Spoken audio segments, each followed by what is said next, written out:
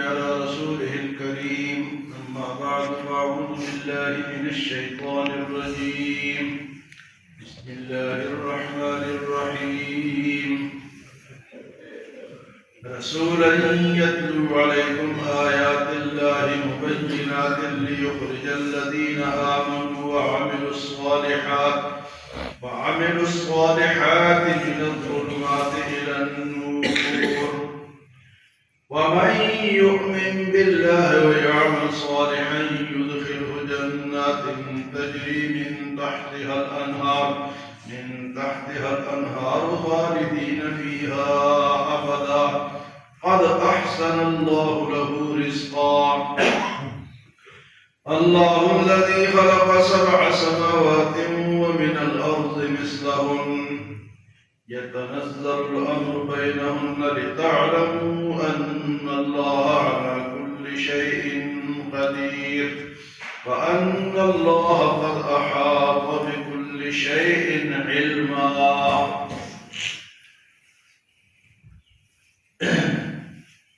رسول اللہ صلی اللہ علیہ وسلم کی بعثت کا مقصد سورۃ طارق میں اللہ پاک نے بیان فرمایا ایک تو یہ قرآن ہے قد انزل اللہ علیکم ذکرا، یہ اللہ کا ذکر اللہ نے بھیجا ہے، اور ذکر بیت کے ساتھ رسول بھیجے، رسولا یتلو علیکم آیات اللہ مبینات، رسول اللہ صلی اللہ علیہ وسلم اس کے ساتھ آئے جو اس کی تلاوت تمہارے اوپر کرتے ہیں.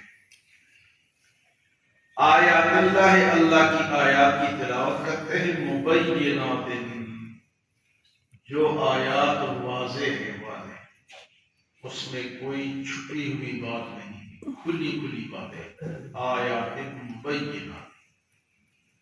تو رسول اللہ صلی اللہ علیہ وسلم کے آنے کا ایک مقصد تو تلاوت قرآن کا سکھانا ہے. بعض لوگ کہتے ہیں یہ رٹا لگا، یہ رٹا نہیں ہے، یہ تلاوت ہے، اور اللہ کے رسول کا یہ مقصد بیان کیا کہ وہ اس کی تلاوت آپ کو سکھاتا ہے. قرآن کا سیکھنا یہ ہر مسلمان کے لیے ضروری ہے، فرض ہے. قرآن میں اللہ پاک کے بھی جو ہم نے سورۃ مزمل پڑھی ہے اس میں اللہ پاک فرماتے ہیں کہ قرآن کو ورتل القرآن ترتیلا، قرآن کو ٹھہر کر ترتیل کے ساتھ پڑھو، تجوید کے ساتھ پڑھو. اب ترتیل اور تجوید کیا چیز ہے؟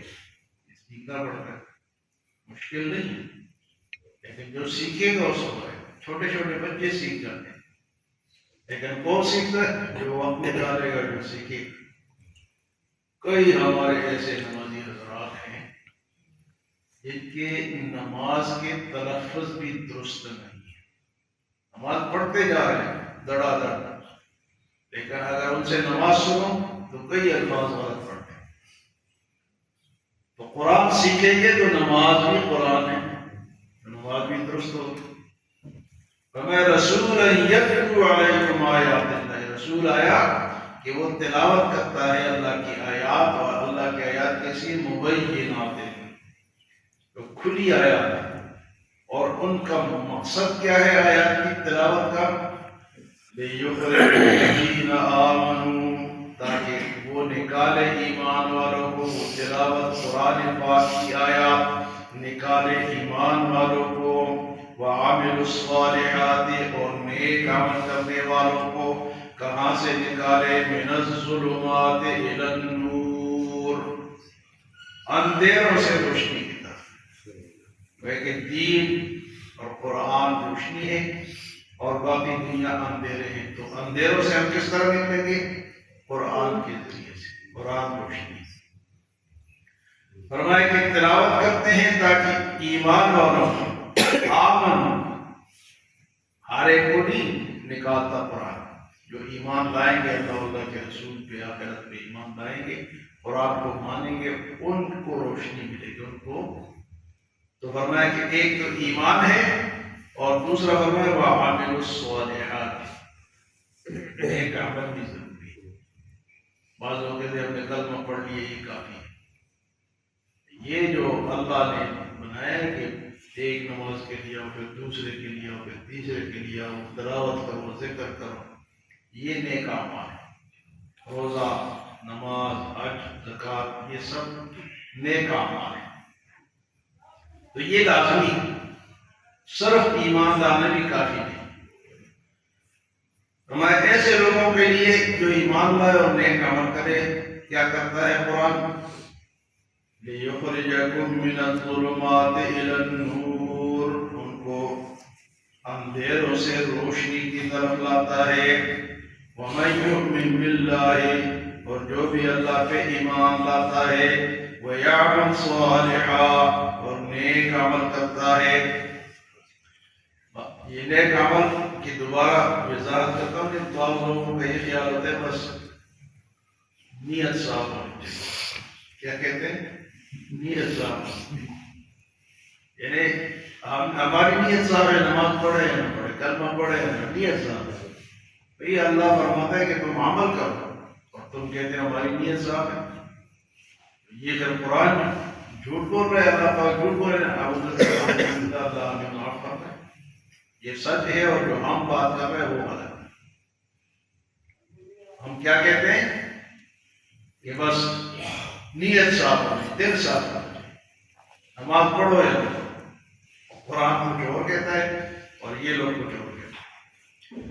وَمَن يُؤْمِن بِاللَّهِ، جو ایمان لائے گا اللہ پہ، وَيَعْمَلْ صَالِحًا، اور نیک عمل کرے گا، يُدْخِلْهُ جَنَّاتٍ تَجْرِي مِن تَحْتِهَا الْأَنْهَارُ، اللہ ان کو داخل کرے گا ایسے باغوں میں جس کے نیچے نہریں بہتی ہیں، فِيهَا أَبَدًا، اس میں ہمیشہ رہیں گے۔ ان نہروں کا ذکر اللہ پاک نے بار بار اس لیے کیا ہے کہ عرب میں آج بھی پانی نہیں ہے، ان کے لیے پانی ایک بہت بڑی نعمت ہے۔ جب پانی کا اور نہروں کا ذکر ہوتا ہے تو خوش ہوتے ہیں۔ تو آج بھی جن علاقوں میں پانی نہیں ہے نا، ان کے لیے باغات اور نہریں اور پانی ہم کو بہت مزہ دیتے ہیں۔ جن علاقوں میں جس طرح کے پہاڑی علاقے پاکستان کے ہوئے ہیں تو بہت پانی ہے، سبزہ ہے، لیکن آپ بلوچستان چلے جائے، پہاڑ ہی پہاڑ، اور جناب بالکل خشک پہاڑ، سرخ پہاڑ۔ یہ مری کے طرف جائے تو درخت ہے نا، ادھر جائے تو کوئی درخت نہیں، جس طرح اینٹیں لگی ہوں سوکھی، اور کالے پہاڑوں، سرخ پہاڑوں، سبز پہاڑوں، سفید پہاڑ، یہ بلوچستان میں جو لوگ گئے انہوں نے دیکھے ہوں گے۔ چترال چلے جائے، چترال میں بڑے بڑے پہاڑ ہیں لیکن ان پہ درخت نہیں ہے۔ آسوات چلے جائے تو وہاں درخت بھی ہے۔ تو عرب میں آج بھی درخت اور سبزہ نہیں ہے۔ آپ مکے سے مدینے جائیں نا تو اس پتھروں کو یہ دھوپ نے جلا دیا، کالے ہو گئے، کالے پتھر نظر آتے ہیں، اتنی دھوپ ان پہ پڑتی ہے۔ تو کوئی سبزہ، بیچارے بڑے کوشش کرتے ہیں، پانی ڈالتے ہیں، درخت لگاتے ہیں، لیکن ہے نہیں۔ تو اللہ نے بار بار فرمایا کہ ایسی جنتیں دے گا جس کے نیچے نہریں بہتی ہیں اور سبزہ ہی سبزہ ہے، اور اس میں تم ہمیشہ رہو گے۔ قد احسن اللہ لہ رزقا، اور اللہ نے ایسے لوگوں کے لیے خوبصورت رزق تیار کر کے رکھا ہے، اچھا رزق عطا فرمائے۔ اس کے بعد فرمایا اللہ الذی خلق سبع سماوات ومن الارض مثلہن، اللہ تعالیٰ کی ذات وہ ہے جس نے پیدا کیے 7 آسمان اور اس جیسی 7 زمینیں، اس جیسی زمینیں۔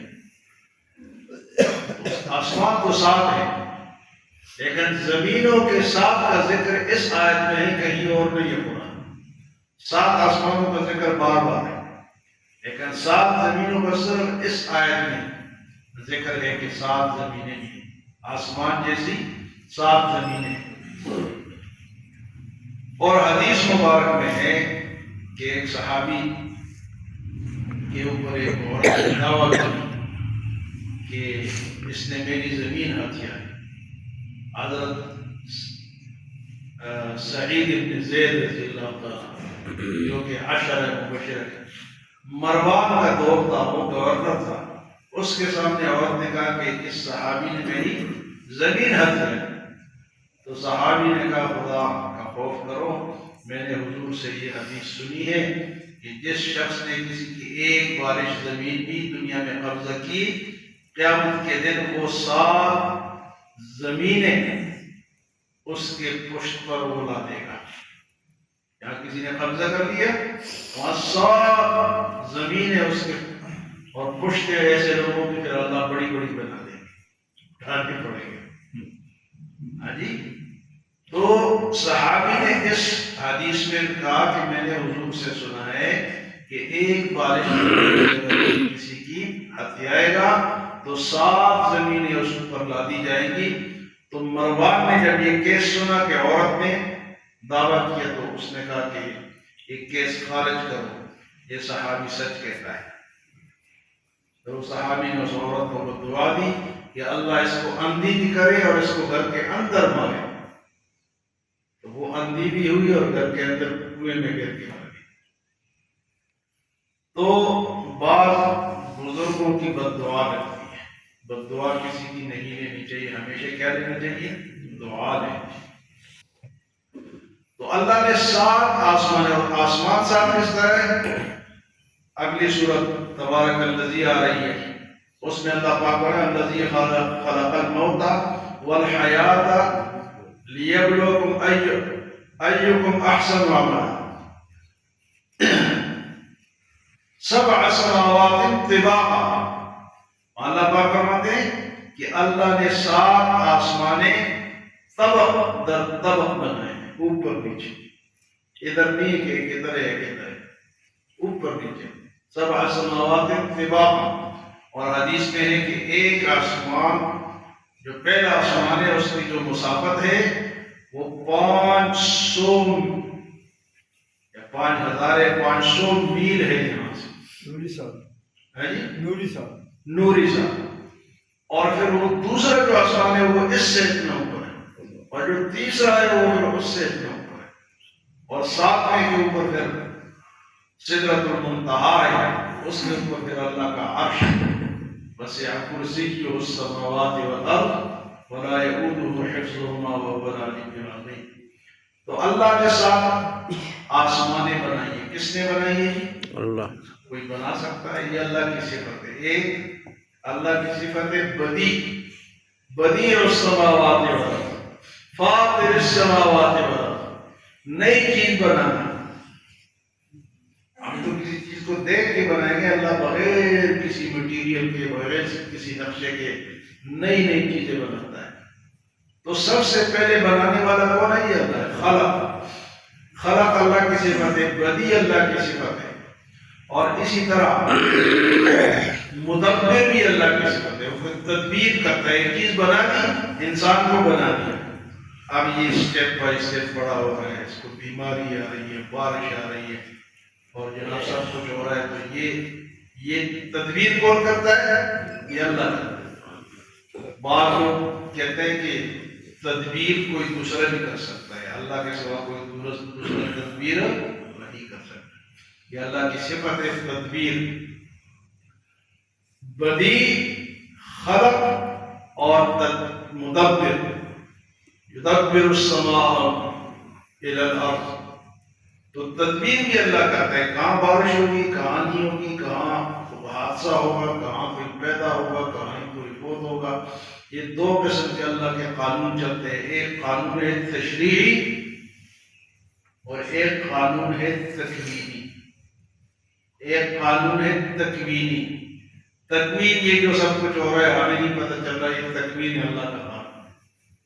اور تشریعی قانون یہ ہے کہ نماز پڑھو، روزہ رکھو، اچھے کام کرو، یہ قانون بھی اللہ نے بھیجا ہے اپنے نبیوں کے لیے، یہ تشریعی قانون ہے، تو یہ ہمارے اوپر لاگو ہے۔ اور تکوینی جو قانون ہے وہ اللہ کو پتہ ہے۔ تو اللہ پاک فرماتے ہیں اللہ الذی خلق 7 سماوات ومن الارض مثلہن، اللہ تعالیٰ کی ذات وہ ذات ہے جس نے 7 آسمان بنائے اور اس جیسی زمینیں۔ تو زمینیں کیا ہیں؟ وہ نیچے تک کس قسم کی ہے اس کا کوئی ذکر شریعت میں نہیں ہے کہ اس کے اندر کوئی اور مخلوق ہے یا کیا ہے۔ ویسے اندازے لوگوں نے لگائے، لیکن قرآن حدیث میں اس کا پورا ذکر کہ اس کے نیچے جو زمین ہے اس میں کیا، اس کے نیچے جو اس میں کیا، جو بھی ہے اللہ کو پتہ ہے۔ يتنزل الأمر بينهن، اور ان آسمانوں اور ان زمینوں کے اندر اللہ کا امر نازل ہوتا ہے، لتعلموا، تاکہ تمہیں پتہ چلے، ان اللہ علی کل شیء قدیر، کہ بے شک اللہ تعالیٰ ہر چیز پر قادر ہے، وہ سب کچھ کر سکتا ہے۔ یہ سارا کچھ بنا کے تاکہ تمہیں پاس کا امر اس میں چلتا ہے، تاکہ لتعلموا، تمہیں پتہ چلے، ان اللہ علی کل شیء قدیر، کہ اللہ تعالیٰ یہ قدرت ہر چیز پر ہے، وَأَنَّ اللَّهَ قَدْ أَحَاطَ بِكُلِّ شَيْءٍ عِلْمًا، اور اللہ نے تو پوری دنیا کا، اللہ کے علم نے اس کا احاطہ کیا، اللہ کے علم میں پوری دنیا، آسمان زمین سب کچھ اللہ کے علم میں، علم محیط، گھیرا ہوا ہے اللہ کے علم نے ہر چیز کو۔ انسانوں کا علم محدود ہے اور اللہ کا علم محیط، ہر چیز پر اللہ کا علم۔ تو علم غیب ہو گیا یا پورا علم ہو گیا، علم کل ہو گیا، یہ اللہ تعالیٰ کی صفت ہے۔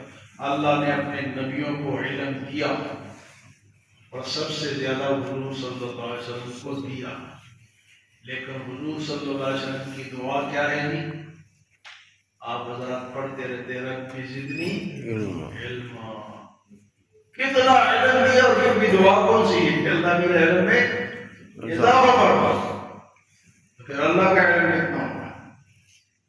حضور کی دعائیں بچوں کو سکھاتے ہیں، پڑھائی کے لیے اچھی دعائیں، 7 دفعہ بچے پڑھیں اس کو، رب زدنی علما، صبح پڑھے، شام کو پڑھے، لکھنے سے پہلے پڑھے، کتاب کھولنے سے پہلے اس کو پڑھے تو ان کا ذہن کھلتا ہے۔ پیارے نبی کی دعا ہے، اور مانا کیا ہے؟ رب زدنی علما، یا اللہ میرے علم میں اضافہ فرما۔ تو اللہ کا علم، سب سے زیادہ علم حضور کو دیا، اور حضور کی دعا کون سی دی؟ کہ اللہ میرے علم میں، یہ ہے قرآن۔ اللہ ہمیں عمل کو سمجھ کی توفیق عطا فرمائے۔